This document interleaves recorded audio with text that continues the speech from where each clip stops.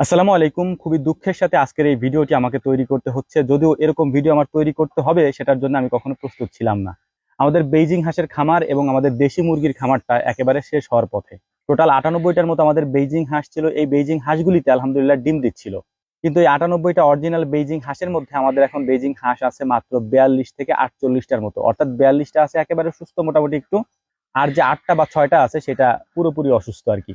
আর যে দেশি মুরগির খামারটা ছিল সেটাও প্রায় শেষ হওয়ার পথে, কারণ 100-র উপরে ছিল আমাদের দেশি মুরগি, যেটা আমাদের এখান দিয়ে ছাড়া থাকতো। সেই দেশি মুরগির মধ্যে আমাদের মুরগি আছে এখন মাত্র 8টা থেকে 9টার মতো। এখন আসি মূল ব্যাপারে, এরকমটা কেন হইলো। আমাদের খামারে বায়োসিকিউরিটি বলতে কিছুই নাই, এটা আপনারা অনেকেই জানেন, কারণ আমাদের খামারে প্রতিদিন মানুষ আসতে থাকে, তারা এগুলি দেখে। যদিও আমাদের যে ইন্টারনাল খামারগুলি আছে, অর্থাৎ গরুর খামার বলেন, ছাগলের খামার বলেন, এরপর কোয়েল পাখি বলেন, এগুলি তেমন একটা আক্রান্ত হয় না। এর পাশাপাশি টাইগার মুরগির খামার আছে, এগুলি আক্রান্ত তেমন একটা হয়নি এখনো পর্যন্ত আলহামদুলিল্লাহ। কিন্তু এগুলি কেন হলো সেগুলি আমি আপনাদেরকে বলার চেষ্টা করতেছি।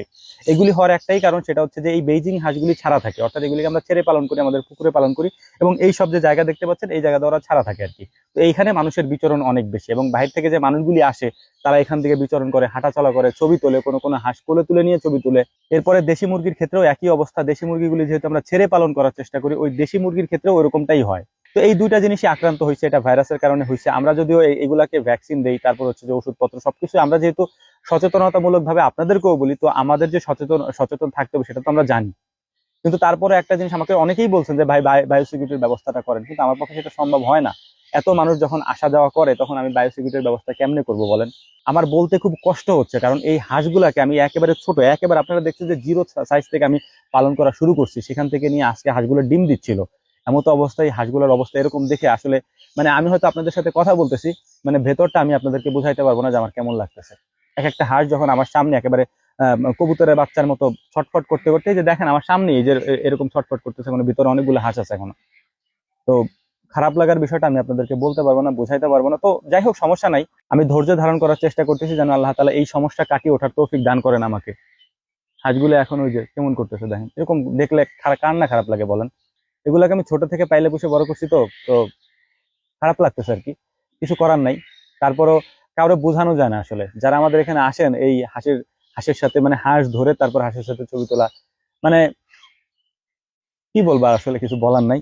তো যাই হোক, আমার জন্য দোয়া করবেন। আমি ইনশাল্লাহ এই মানে এটা ট্রিটমেন্ট চলতেছে, সে বিষয়টা আপনাদেরকে আমি দেখানোর চেষ্টা করব। আনিস ভাই এবং অন্তু ভাই অনেক কষ্ট করতেছেন, ওনারা গতকালকে রাত্রে থেকে চেষ্টা করতেছেন যে যে কোনো ভাবে যেগুলো জীবিত আছে সেগুলোকে রিকভারি করানো যায় কিনা আর কি। তো ইনশাআল্লাহ যে কটা পারি, আল্লাহ তাআলা যে কটা রাখেন আমাদের কিসমতে, আমাদের তাকদিরে, হয়তো সে কটা রিকভারি হবে। আর যদি না থাকে তাহলে তো আর তাকদিরের সাথে তো আর জোর নাই, কিছু বলতে পারবো না আর কি। আমাদের জন্য দোয়া করবেন, এবং সব সময়ের জন্য আমরা আপনাদের কাছে সহযোগিতা চাই, যে আপনারা আমাদেরকে সহযোগিতা করেন। আমরা কাজ করতে পারলে আমাদের থেকে আপনারা অনেক কিছু পাবেন ইনশাআল্লাহ। এবং সারা বাংলাদেশেই আমরা বলি, আপনাদের জন্য আমরা চিকিৎসা বলেন, তারপরে এই খামার রিলেটেড যে কোনো বিষয় আপনাদেরকে আমরা সাহায্য সহযোগিতা করতে পারবো। তবে সেটার ক্ষেত্রে আমাদের টিকে থাকতে হবে। আমরা যদি টিকে থাকতে না পারি তাহলে আমরা আপনাদেরকে সাহায্য সহযোগিতা কিভাবে করব বলেন। তো যাই হোক, দোয়া করবেন। আমাদের হাঁসের খামারটা মোটামুটি একটু টিকে আছে আর কি। দেশি হাঁসগুলো আমরা আটকায় রাখছি, এগুলো ছাড়তেছি না। এবং বেইজিং হাঁসগুলো তো অর্ধেক শেষই প্রায়, এবং বাকিগুলো শেষ হওয়ার পথে। মানে আমার পিছনেই যা আছে ওইগুলা মানে দাঁড়াইতেই পারতেছেন, ওই যে মানে উল্টে পাল্টা যাচ্ছে আর কি এক একটা। আর দেশি মুরগিগুলা আমি কালকে দেখাবো, কালকের একটা ভিডিওতে আমি পুরোটাই আমি আপনাদেরকে দেখানোর চেষ্টা করবো যে দেশি মুরগি এবং আমাদের বেইজিং হাঁসগুলোর কি অবস্থাটা হয়েছে আর কি। তো এটা টোটালি হওয়ার কারণ হচ্ছে যে বায়োসিকিউরিটির কারণে। যেহেতু আমাদের এখানে দুইটা জিনিস ছাড়া থাকে, সেটা হচ্ছে বেইজিং হাঁস, দেশি হাঁস, এবং হচ্ছে আমাদের মুরগি, এগুলা ছাড়া থাকে। আর বাকি যে ভিতরগত বিষয়গুলি আছে যেগুলো খাঁচার মধ্যে থাকে, এবং টাইগার মুরগির খামারটা, এগুলো সব আটকা জায়গা থাকে যেখানে মানুষ ঢুকতে পারে না আর কি। তো সেইগুলা আলহামদুলিল্লাহ কোনো সমস্যা হয় না, কিন্তু যেগুলো ছাড়া থাকে, মানুষের মধ্যে থাকে, এগুলা মানে একেবারে শেষ হওয়ার পথে। মানে দেশি মুরগির খামারটা তো প্রায় শেষ। আমরা আজকে খামারে গিয়ে দেখলাম মাত্র 9টা মুরগি আছে।